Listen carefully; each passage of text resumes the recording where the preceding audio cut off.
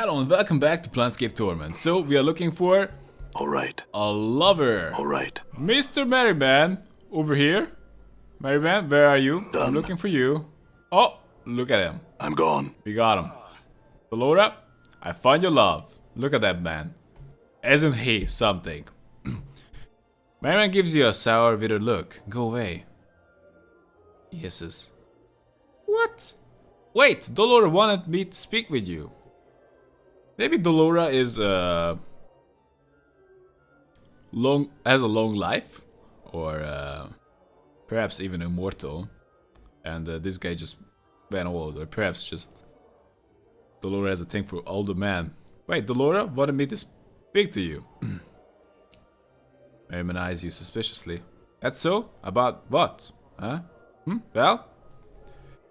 She says that you're her first love, and that so long as you hold the keys to her heart, she'll never be free to love another. She told you that? I'm surprised. Perhaps leaving her under Mistress Grace's tutelage did what I couldn't. Started to develop her feelings. In any case, he pats a pocket on his tunic. I won't just give the keys to you. What? Those are literally the keys to her heart? He nods. That they are. Dolora's a construct. Didn't you know that? A creature of sorcery and clockwork mechanics she is, and one of my finest creations. Merryman sighs. But cold, without emotion or character. I brought her to the brothel and set her so that she could not leave, in that hopes that the constant contact with so many others would begin to develop her own personality. The keys are the tools used to set her. She wants them because she feels that they are limiting her personal growth now, I suspect.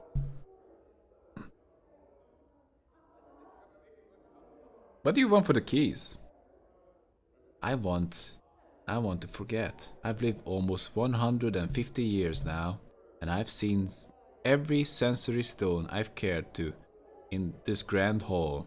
I've little time left to live, and I'm too weak to go out in search for wholly new experiences, so I need to find a way to forget them all.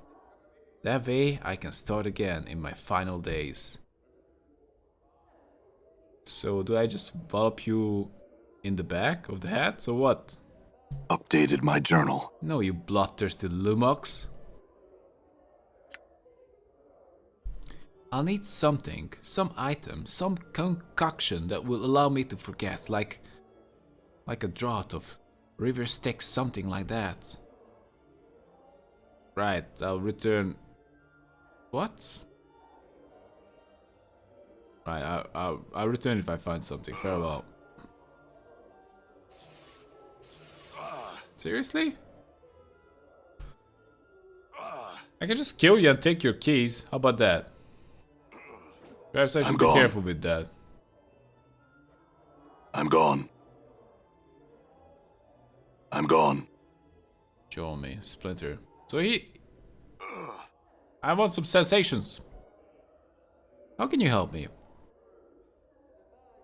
We do many things in this fine hall, traveler. We answer quests that might have regarding it or its inhabitants. We direct both visitors and members of society sensation alike to sensoriums or lecture halls. We also accept new members in the society. Lastly, it is, though, us that purchases from the society vaults are made, spells, items as such. I want to see the sensoriums. Can you show me to the sensoriums? There are two. The public sensorium, where visitors may use the sensory stones for anywhere between 10 to 50 commons, and the private sensorium, where only the members of the society sensation are allowed. You can reach neither of them yourself. We must take you there. Take me to the public sensorium then. Stop picking up. Whoa, Sensate Guides? Wow, a lot of people here. I came to have a good time. I'm gone. I understand this is a hollow room. Done. Just All right. give me a good... Oh, what is this? This is an unusual violet stone. It's securely fastened to the pedestal that it rests upon. Done. I'm gone. Green stone? What is that? It's an unusual greenish yellow stone. It's securely fastened to the pedestal that it rests upon. Fine. A bunch of hollow chambers that I'm gone. people expand with their memories. Can I just... Done. Like this? Can I just use your hollow room? Light blue stone. Fine. Done. Whatever. Can I just get the guide? Oh. Is that... I'm not gonna ask the guide. I'm gonna just figure it out. Come on. This is it. This room is big. It's gonna be our room. No, reddish orange stone. No good. All No right. cigar. All right. Seriously, just sensates everywhere? What a bummer. Anyway, I need some guidance. How does one start using these thingies? This man's gentle voice complements his calm and refined demeanor. Greetings, are you here to use one of the sensory stones? Yes, I am. There are currently more than a dozen standard sensations available, as well as 6 more extravagant experiences. The use of a standard stone is 10 copper commons. The more involved ones will cost 50 coppers. Would you care to hear of the standard or the extravagant sensation standard? The man snarls and explains to you some of the various sensations that are currently available for your perusal. Will one of these suit you? Unavoidable pain, hard pass, tender love. I could use some of that. Mind-numbing tedium, hard pass, sheer wonder. Consuming impatience, hard pass, tired surrender, no. Supernatural lust. Great title. I want it. Okay, show me what that is about. A good choice, the stone you shall want to use in order of the smaller chambers. 7 rooms clockwise from the stairwell. It's the light blue color. Wasn't that just a clickbait? Oh. Might as be clickbait. Okay, I'm just here to have the light blue stone is on. Is that the one that the cleric directed you toward? Within it lies the experience supernatural lust. Begin the sensation. You find yourself coupling with a succubus, a creature of such intense otherworldly beauty that even her fiend's horns and thrashing tail give you no pause. She gasps under you. You desire her so completely that the whole of your existence seems focused towards the single goal. As your life explodes from you in a starry burst, you hear the delightful laughter of the succubus as she drains you dry, leaving your body but a soulless husk. Worth it! Stir yourself from the experience. Wow, the experience seems to have stirred some long-forgotten, vaguely similar memory in your own mind. You feel as if you're gained something from using the sensory stone. Great! That was good. What about the tender love? I'm not here to just cause pain. I want some standards. Going with the standard. Tell me of some others. Psychosis, pass. Festering jealousy, pass. Bitter loathing, pure glee. Frightened exhilaration. Grim determination, complete bafflement. Wait, describe those last ones again? I want some tender love. A good choice. The stone you shall want to use in one of the smaller chambers, though 2 rooms clockwise from the stairwell. It is light blue color. Looks like light blue is my color. That's where all the freaky shit happens. I mean, like, you can't blame me. I spent hours in the brothel. No luck. This is an unusual light blue stone. It's securely fastened to the pedestal that it rests upon. What? You said light blue. Done. Is this the one? Really funny, guys. Have many light blue gems. Is this the one? This light blue is the one that the cleric directed you towards. Within it lies the experience and the love. Do it! Your eyes are closed. You can sense yourself standing on the tips of your toes, pressed against someone's tightly soft lips, brush against yours, giving you the most gentle of kisses. Your heart seems to flutter in your chest, and you feel as if you could fall backwards and simply float off into space. Alright. Oh, the experience seems to have stirred some long-forgotten, vaguely similar memory in your own mind. You feel as if you gained something from using the sensory stone. At least I had a good time, at least once. Anyway, I want the extravagant stuff right now. Extravagant. The man nods, smiling, and explains the more involved sensations. Horrible regret. No. I think no. Is any way I could not feel that? That would be great. That would be awesome. Regret. Horrible regret. That's just even better. I don't know. Shock and a rise to seething vengefulness. Nah. Slowly dawning horror will do. Nah. Indescribable frustration will do. Nah. A vastly important secret will do. Lycanthropy. This is this thing? I don't know, it's kind of boring. Do you want to be a secret agent? I don't want to be a lycan. Let's go with the vastly important secret will do. Might be a joke. Excellent, the stone you shall want to use is on one of the larger chambers, 2 rooms counterclockwise from the stairwell. It's violet color. Alright. Oh, I'm gone. It's here. Both of them are violet color, so... Good one, man. Okay. Pickup master coming in. It's not this one. At least there are 3 big rooms. And only 2 of them violet, so this really narrowed it down. The other one was completely violet, so... This violet stone is the one that the cleric directed you towards. Within it lies the experience of a vastly important secret. Begin the sensation.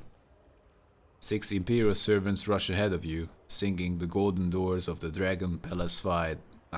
Swinging the golden doors of the Dragon Palace wide.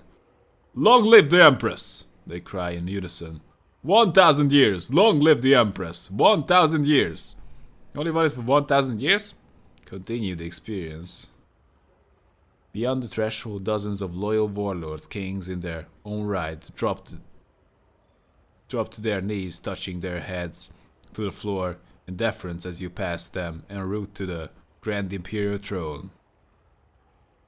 As you turn and face your minions, seating yourself upon the Imperial Throne, you allow a small, satisfied smile to creep across your carefully painted lips. There is but one thought in the forefront of your mind: that the body of the young Empress Wu Tsun-Sha lies broken at the bottom of the Vale of Solitude, and that you, Bai Hua, a horse merchant's daughter, are at last poised to shake the empire and the corrupt Wu dynasty to its very foundations. That's it. The experience seems to have stirred some long-forgotten memories. What's this? Fine, whatever. So it looks like we can just read the just check out short stories and get some EXP for it. Whatever, we're just gonna go. We want the private thing. Okay. All right. I want the private chamber. I mean, like, I tried out the standard one. It was okay, you know? Most of the selection was kind of crap. The other guy who said the Merryman who tried out everything, well, I'm sorry about that. How can you help me?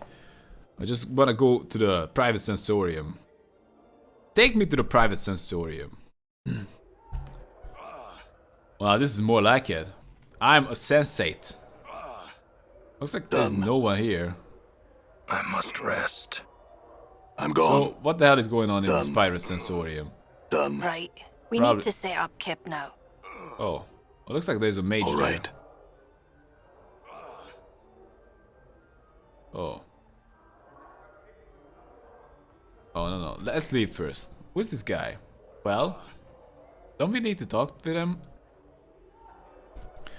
This older man is chewing on something, muttering softly to himself. After a moment, there is a crack as he crunches down on the object in his mouth and swallows it. His bushy, brassy, white eyebrows for a moment rise, then furrow again. Greetings! Without so much as looking at you, the man reaches into his tunic, pulls out a puce-colored ball, regards it curiously for a moment, then pops it into his mouth.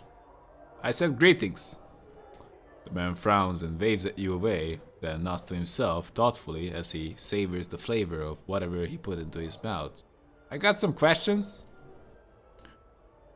The man smirks, bites his thumb at you, then abruptly pauses. His cheeks swell and, with a violent gag, he spits up a large black fly, which begins to buzz around the chamber. Mina Urshan, can these be damned? He cries, shaking his fist at the insect who wears on you. What? I had questions about you. He pops a small red candy into his mouth. Do you always traipse about molesting puissant mages with your ignorant prattle? Babbling, blathering, chittering, chattering? The candy shoots from his mouth on chattering, flying in a high arc to land on the floor with a wet plip. He stares at it sadly. I don't care. I care about your candy. My questions? It was so tasty too. He mews. Suddenly looks up and snarling. Sorry? As you should be. You piking dung biddle? Mages deserve respect, and bashers like you should know their proper place. He begins to jump up and down. Proper place! Proper place!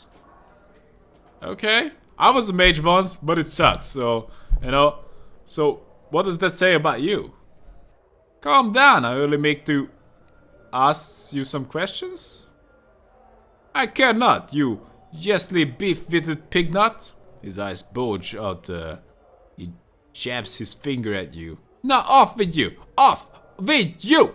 And do not return without being prepared to show the proper respect. Come bearing tribute, a gift. He suddenly draws close and whispers from the side of his mouth. Candies or chocolate would be nice, but nothing common, mind you. Bring something exotic. Now be gone. Now look around the world for something suitable then. Updated my journal. Oh, come on, really? Let's check out this sensation. This base of this aquatic blue stone has been sculpted so it appears to have melted into the pedestal it rests upon. A stream of perfect azure tears drip from the sides, framing the inscription beneath the pedestal. Longing. Begin the sensation. As you place your hands upon the stone, its surface ripples beneath your touch. Chill washes over your arms like plunging your hands into a mountain stream. Close your eyes, submerge into the experience. As you close your eyes, you blink and reopen them. Your eyes are brimming with tears and you are overcome with a terrible sensation of drowning. As the sensation rolls through, there is a stirring in your breast. Hunger, poisonous like a serpent, biting into your heart until you feel as if your breast will explode. You want desperately to steady yourself, focus, but all that comes to your eye is tears. Wipe away your tears. You raise your hand to wipe away your tears. Your hands are soft, delicate woman's hands. They brush the stray tears from your cheek, and you cup them in your hands. Each of them tears like jewels shimmering in the lights. Turn to examine the lights. The lights are cast by candle globes that drift through your sanctuary. You have come this place to gather your thoughts, to reflect on the past with an eye toward the future, to cleanse the mind before the coming journey. Yet you cannot concentrate. Your thoughts remain in the present, trapped there by the terrible feeling that writhes in your breast. What did he mean? Close your eyes, sigh. You close your eyes, but his words echo in your mind 100, 1,000 times. Will he ever return? The sound is a whisper, an echo. Only you, yet you hesitated at the brink of time's door, and he must have thought you afraid to go. But you were not. You were afraid to stay, and the fear, the serpent rides in your breast again, and its fangs biting into your heart, filling it to bursting with its poison. Tears come again, running down your cheeks in streams, his words echoing. Only you. Only you.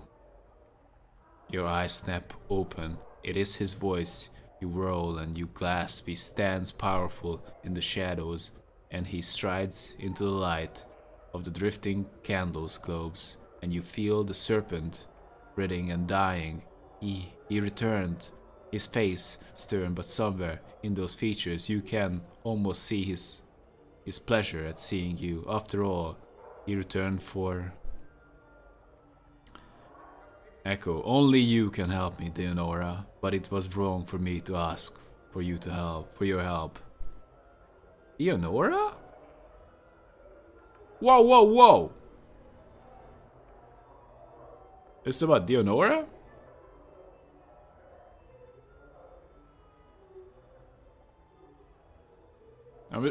I'm confused. Okay. This caught me off guard. Is this Deonora?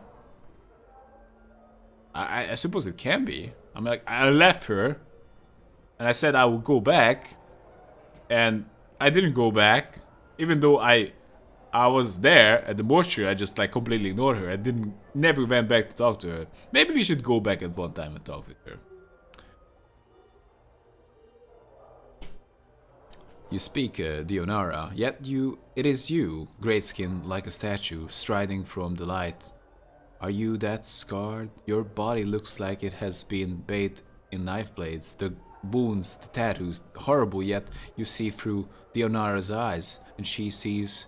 How can she see you in such a way? She puts a cloak over your features. She sees you in such light, such terrible longing, light, for she. How can she feel such? Try to refocus, brace yourself, hold on to the experience. You feel your vision tearing, doubling, until you are the man striding from the light. It is you, but not you. You feel yourself being torn. It is Deonara's experience, but at the same time, it is also yours. And you, what? Echo. I ask too much of you to accompany me, Deonara. I have no right to place you in such danger for my sake. But you gladly put yourself in danger, you dumbass. How is that fair? It is your words, but they are surgeon's words, chosen with cold skill, without a trace of emotion. With every word you feel yourself sneering inside, knowing that the stricken girl will see next through her longing stained eyes. And who are that person? The man twisting her with your words, not knowing how powerful they are to her, like bolts from a ballista piercing her breast, or yet she sees only relief at your return. How can she feel, not knowing you mean to, and not know you mean to? Echo, I have come to ask your forgiveness, Dionara. I shall return to you as soon as I'm able. Your vision tears again, doubling and bleeding until you are facing yourself again, trying desperately to speak, to warn Dionara that this is not a man, but a creature that kills for his own needs. He doesn't care about you, Dionara. You're a tool to him, a tool he needs. But Dionara speaks, and you can stop her. Echo, I would place myself in 1,000 dangers, embrace eternity for you, my love. I am not afraid. Listen to me. I will accompany you. Though the plains themselves should bar the way. You feel yourself shattering. Relief and satisfaction. His satisfaction at her words, knowing she would say them, always knowing, and her admission of love is like the slamming of a portcullis across her heart. Trapped, she is yours, but you must be certain. So you drive the nail home. Echo. The way is dangerous. You will have to be strong. Far stronger than you are now. Swinging through her mind, relief. The wave of relief, the end of longing, yet longing for him more at his words. Not noticing his manipulations. All you need to be strong, and his path shall be as one with yours. Your thoughts are like fires. And for you can be strong, stronger than he knows. You know no fear. You would die for him. I can be strong, my love. I will. Her words slide off of him like water. The serpent in her breast, the ones piercing her heart with its poison, has been replaced by this serpent in the flesh. She sees nothing of this, and his next words are planned carefully, so carefully. I can't say if we succeed, Dionara, but I'll do my best to protect you, and I would expect nothing less of the same from you. You may be required to make some sacrifices. At the final terrible word, you feel yourself being torn apart. He means her harm. He means you harm. For you are her, and he means to hurt her. Yet you need her to be harmed, and you want to scream at her that she is in danger. Run, Dionara, run, for his eyes unmake all things, and, of course, my love, life is sacrificed. This is, I have learned. You, she, her, you speak the words, and in it, you feel yourself dying inside. You are a spectator, and you have watched a woman die, for the words are a death sentence. Yet still, she speaks, unheeding, uncaring. I have left a legacy in my father's keeping, my love. Ask for the 6th, the 3rd, and the K, and the S in it. I bequeath everything to you. It's not much, but with it I felt I left. Updated my journal. You, him, a wave of irritation washes over you. You clench your teeth to prevent the irritation from crossing your features. Must she always continue to prattle even when you do not prompt her? Must she? But no. To keep the irritation inside, only a trace slips out. Echo. Come on, I cannot die, Dionara. There is no need for such foolishness. She's overcome with fear that revolts you, and the fear wells up inside her.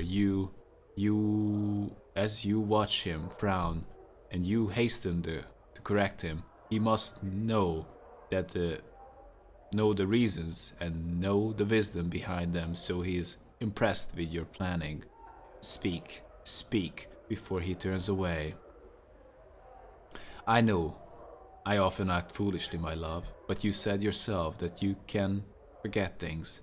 If you're badly hurt, there are things in the legacy that could help you remember should you forget yourself. Updated my journal.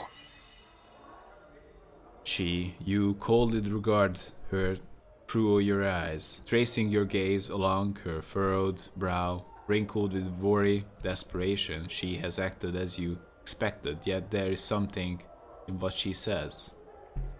Perhaps, yet I hope nothing in this legacy is of value. I do not want you to leave any things here in some safe that could be of some use on our journey.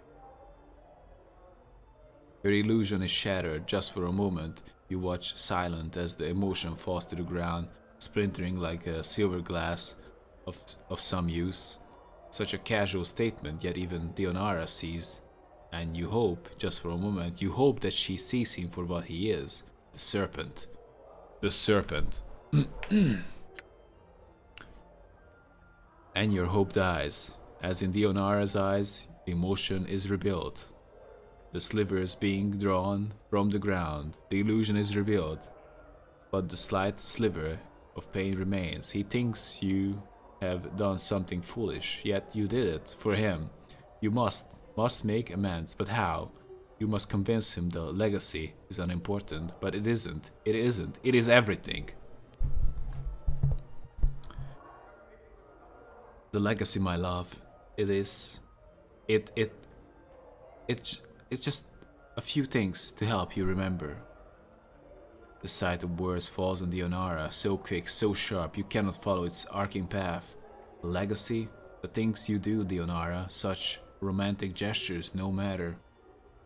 No, you, Dionara, you have driven him away again, like you did the night before. You feel the serpent stirring again, reborn, curling around your heart. There is the softest of hisses, yet he does not hear. Would you wish to leave a legacy, my love, for yourself, or for anyone you would want? I might help you remember if you left something for yourself, or for the ones you loved. The word sight falls again, terrible and swift, yet this time the illusion holds, and the serpent is cloaked. The serpent is cunning, and it shall not reveal itself until it strikes. Echo. A legacy for myself? Not likely, but things I would leave for myself would not be safe in some advocate's office, Leonara. But enough of this, I must leave. He's leaving, you must make him remain. And the experience swirls around you, terrible, and aspiring toward the final scene, the question you. She wants to ask. Don't ask it, Dionara. Don't ask it. Be silent. Be silent. My love, before you go. His anger, his irritation. What now, girl? What now, you mewling banshee? Before I go, it looks like I am in no danger of that. Come, Dionara. Can these questions wait for the morn? There is much. She is desperate, drowning to say it. Say it, say it, you speak it. Do you want me to come with you, my love? The rush of emotion dies in your mind. This is the end. The words you are about to speak are true. But the truth is not the truth she sees. There are no lies, only cold calculation. Of course, he wants you to come with him, Dionara. You understand it clearly, too clearly. He was invested too much in the poor girl to let her go. Of course, Dionara, I would not have asked you to come with me if I did not want your company. You know how I feel about you. There is a cold silence in his mind, then a hissing of thought, a response sharp and deadly like a dagger blade. The lie comes swiftly, unburdened by emotion. I love you, Dionara. And you want to scream as you feel the lie wash over her like a radiance, but it is a shadow of truth, a serpent's kiss, and he means you harm, and she can't see you. Want to call out, but she is crying with joy, even as cry with joy, with frustration, with joy, with despair. The emotion washes over you like you're drowning, and you need to speak. You long to speak, but you cannot, and tear yourself from the experience. And you scream as you tear your hands from the stone, bloody tears rushing from your eyes, running in streams down your arms, your hands to coat the stone. blood, her blood, and you can't warn her. You can't stop crying. Anna is watching you, terrified. She looks like she wants to step forward, help, but she's paralyzed. Yeah, are you right? Yes, I just need a moment. Anna is silent, staring at you, hypnotized. Your blood drips upon the floor, each tear splattering into a crimson circle as it strikes the flagstones of the sensorium. What did you see? What did you see in that beanstone? Longing. Anna frowns, confused, and breaks daggers at the sensory stone, as if she's thinking about shattering it. I'm longing to break that stone. I am. That tear you sew up? So, no, I just need a moment, Anna. I'll be fine.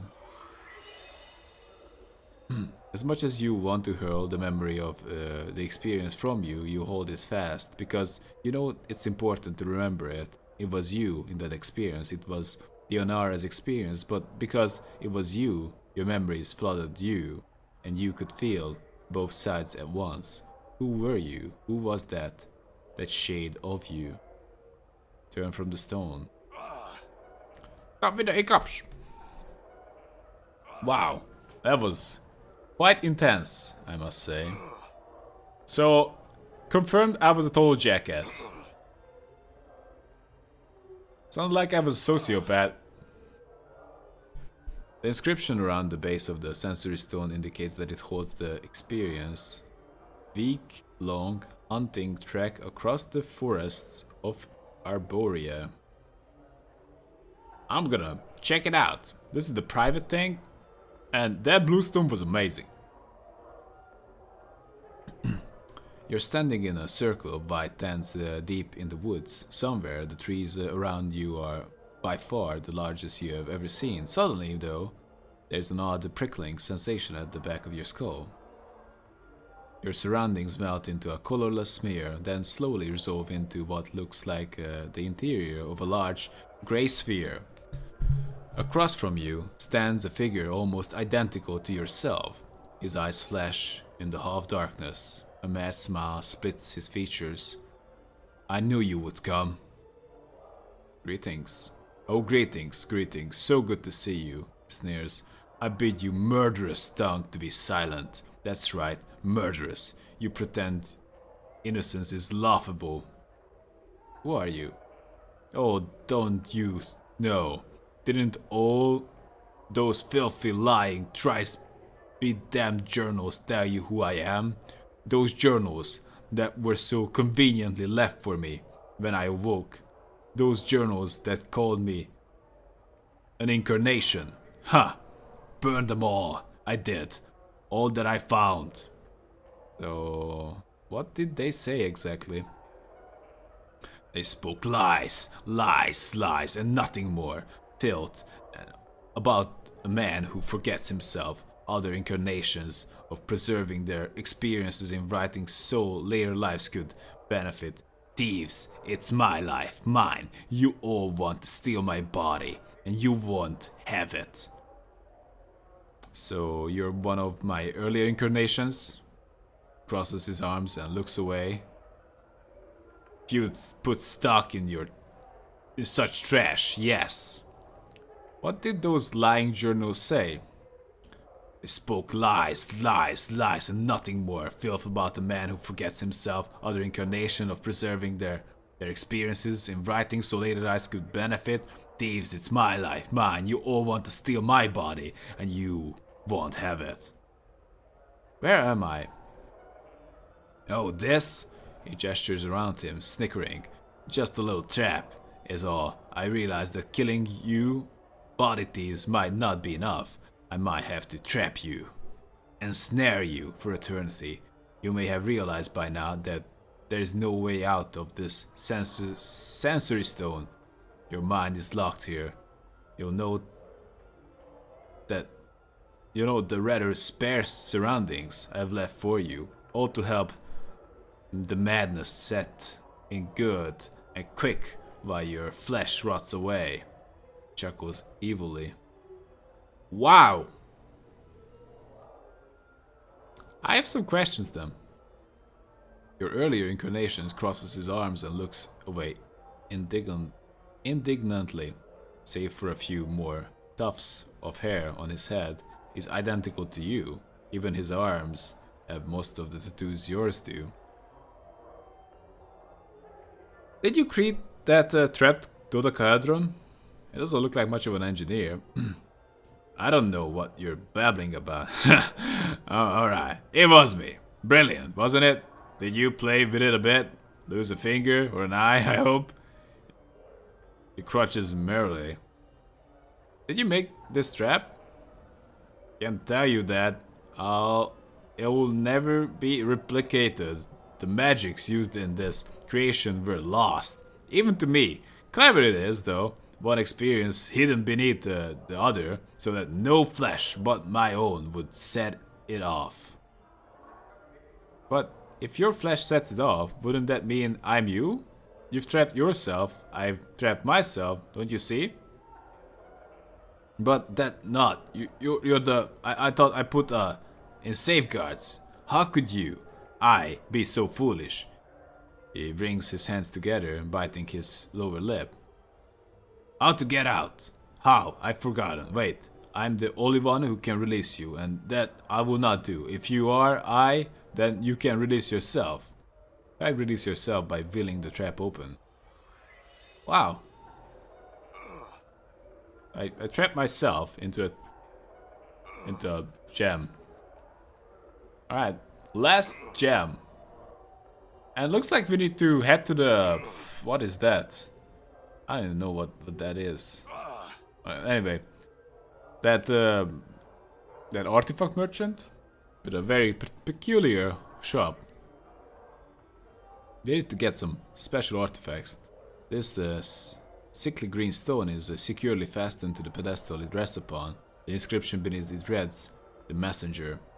Begin the sensation. As you touch the stone, its green exterior sharpens, clashing, its brightness becoming more than you can bear. So much so, you close your eyes to shut it out. Close your eyes, submerge into the experience. As you close your eyes, you feel the skin along your arms become numb, as if all sensation is being bled from them. Tired, so tired, you try and blink, yet the darkness remains. Your lids feel soft and sluggish, unresponsive. You are sitting on what feels to be a dirt floor, and around you is the smell of coppery blood and herbs? Why are you here? You came here to... what? Your memory fails you, but you feel a growing panic beginning to well up within you. Try and get your bearings. Oh, awake now, are you? All questioning, all done. The voice is an old woman's, thick and scratchy, as if it's trying to force its way past a thick layer of dust. Try as you might, you cannot open your eyes and see the woman, but you feel a shiver of fear. Something is wrong, terribly wrong. You try to respond, but all you can manage is a ragged croak. You cannot feel your tongue. And your eyes? What's wrong with your eyes? Now, a see me as you did, a spoke you did, and poorly. So the price have you paid, The crone sounds amused, then her tone drops sharply. No more of your questions, no, you listen. And you will remember my words, for in minding me, you shall live. She hisses. Nod, if you hear me, or another bit, shall I take? Oh, this could be the... when Revel made the immortal. I'm nodding. Remember me, traveler, remember me to the stone. One of the pretty glimmers in your festive hall. Use it like a cup. Pour what you feel into it, and know this. Remember me to a man who wears a skin of scars and tattoos, who seeks memories but has misplaced them. If smart he is, he will know that knowing of me, tell him to find me. Or if I am not to be found, tell him to come to the Glimmer Stone, and we shall speak, my gracious man and I. The woman pauses, then hisses again. Not if you hear me, ragged thing. I'm nodding. Oh, pretty. Polite to listen so long. When he comes to the Glimmer Stone, tell the man to speak my name, and your pain shall not have been in vain. The crone's voice trails off, as if distracted. You try to speak again, but there is only a sick, gurgling noise. What happened? Who is this person? Why are you? And you begin to feel yourself slip into unconsciousness.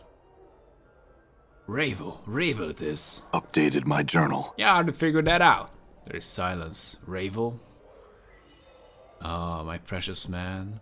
There's a slow shuffling of feet and you feel a sharp pinprick in your left eye.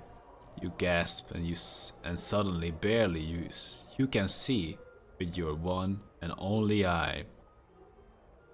You lie in a grey hut upon a dirty floor, where your bright red blood has seeped into the surrounding grey dust.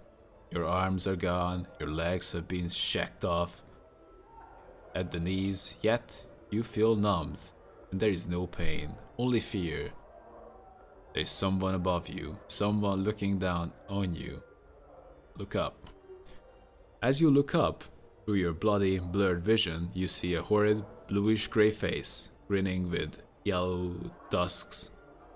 Ravel is pleased, wondering if this messenger would make it. For a week he was when his bits were placed on my plate.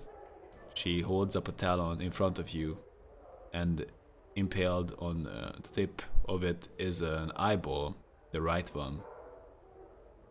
Yet to the festive hall, he returned it, it seems, and our time together has he shared, and now you have come. Success. Ravel, I have many questions for you. Crone shakes her head, you blurred vision, seeing 3 images at once. Her greyish hair is like brambles riffling down her shoulders. No, only time for answers does Ravel have, and she has no time to waste with your guess questions. Know this, and in knowing, grow strong. You must find me, my precious man. But how? Updated my journal. Shh, I'm beyond knowing. In a lady's place. Now shh and listen to Ravel, for there is much you must do to find me. 3 things you must do. Find the door, know the key, and unlock the key. The door? The door is not a finished thing, at least when I last gazed upon it. But in the passing of time, perhaps now well brought it is. Go to the place of forges and steel. Perhaps there you will find the door, and that takes one to me. Forges and steel. What is the key you speak of? Ravel, how am I talking to you if this is someone else's experience? Of stones and experiences and telling will Ravel do, but do not the telling of how she speaks to you now. She speaks soothingly. Many are branchings and twistings of Ravel, and many are her secrets. I need you, and I need you knowing of this. What is the key you speak of? To know of the key, speak to one of the knowing ones. Many there are in the festive hall, many yet only one there who knows the knowing of what the key is that they need. Loosen his tongue, and many secrets shall spill forth. When you say unlock the key, what do you mean? Knowing the key is not enough, so Rebel thinks. Knowing it and unlocking it. Two tests that must be joined.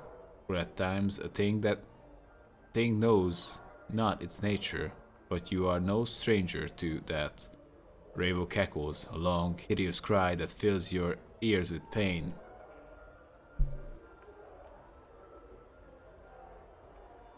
What?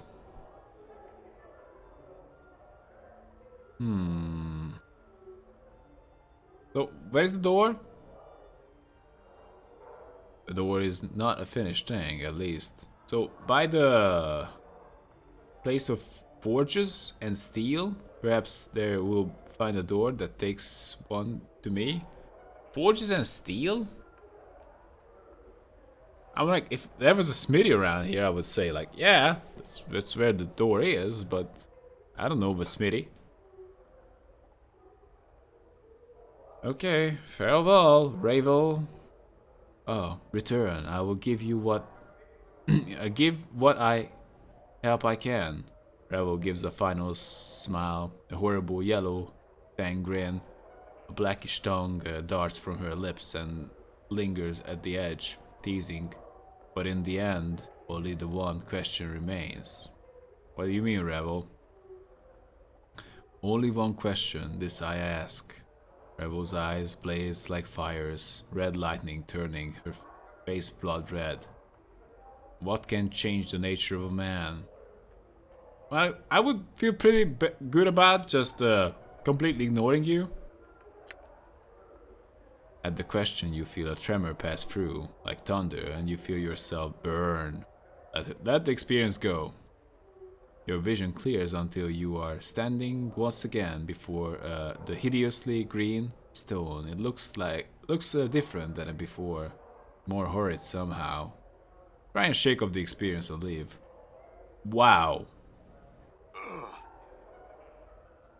All right. I need to get out.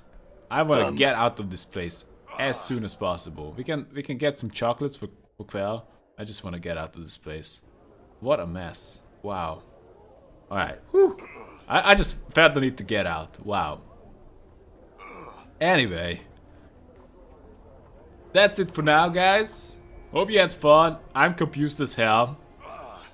And, yes, I'm very, very confused. I'm kind of unclear how to progress. I suppose I need to just talk around with people around this place, but we just gotta figure that out. Anyway, that's it. Hope you had fun. Tell me if you did, and see you around. And have a good one, guys.